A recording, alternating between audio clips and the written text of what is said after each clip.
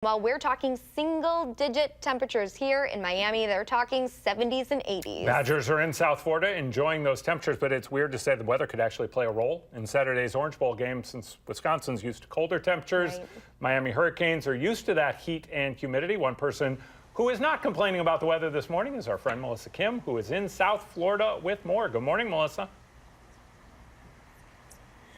Yeah, hi Adam and Brittany. Good morning, everyone. You know, life really isn't that hard for me right now, I'm not going to lie, but life also isn't that bad either for the Badgers. Like you said, temperatures in the 70s and 80s since they got here to the Miami area. And, you know, the biggest complaint I think that I heard yesterday from one of the guys was that it was a little too overcast for their beach day yesterday. Tough life, right? Anyways, on the flip side, for the players on Miami, most of them come from the state of Florida. So their opinion and their perspective on what cold weather is, well, it's a little different.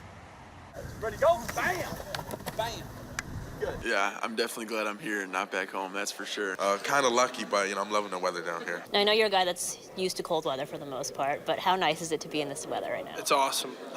It kind of, since I'm not used to it, the first couple of practices were kind of tough because just the heat. But once you start getting used to it, I feel like the heat helps you get more loose.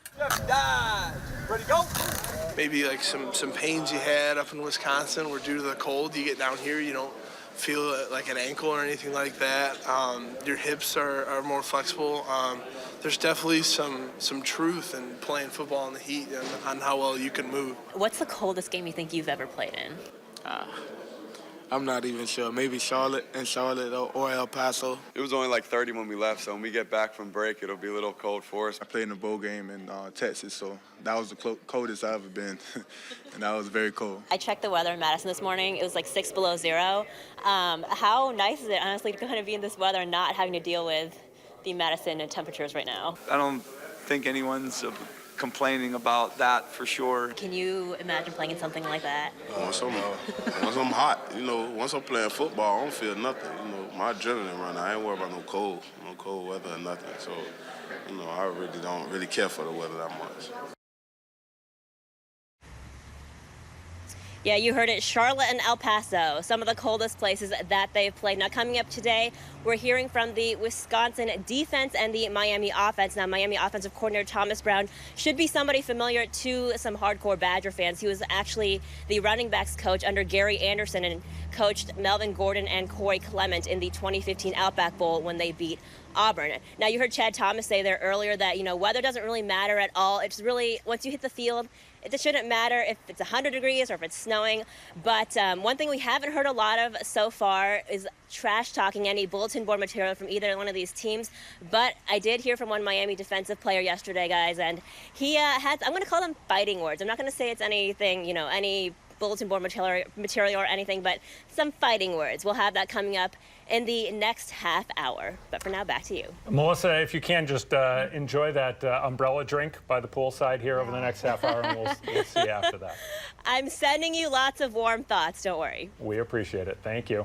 Our Orange Bowl coverage continues now from South Florida, where it is not surprising that the focus of the Badgers and their Miami Hurricane opponents is on the same single Wisconsin player. News 3's Melissa Kim is live this morning with more on what Miami's saying about Badger freshman sensation Jonathan Taylor. Good morning, Melissa. Well, good morning, Adam and Brittany. Yeah, we've gotten a chance to chat with both the Wisconsin offense and the Miami defense. Now, both of these teams coming off of losses in their respective conference championship games. Wisconsin, of course, losing to Ohio State in the Big Ten, and Clemson beating Miami for the ACC title. But that is really what is fueling the fire, motivating these guys to win the Orange Bowl. Now, for Wisconsin, it starts with the offense. And for that, we have to go to the run game, which really is no secret to anybody in the country anymore. Every single defensive player on Miami mentioned Jonathan Taylor when talking about the Wisconsin offense. But the foundation of all that starts with those big guys in the trenches. They're taller than all us. But, they play the run very well.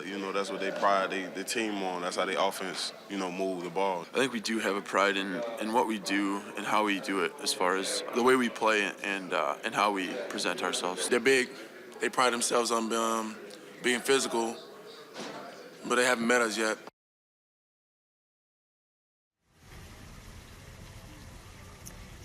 I want to say those are some fighting words there from Miami, maybe, but you can't really talk about the Miami defense without talking about the turnover chain. And I caught up with defensive coordinator Manny Diaz yesterday, and he told me that that turnover chain has really become a global thing, not just a nationwide thing. But as we know, the Badgers, they're not really into any of that flashy kind of stuff. Guys, I actually caught up with Troy Fumagalli yesterday. He told me that all he has to worry about is doing his job. That's good advice. You always got to just do your job. Melissa Kim has the best job, frankly, of anybody, I think, in the News 3 family so far. Thank you so much. We'll see you later today.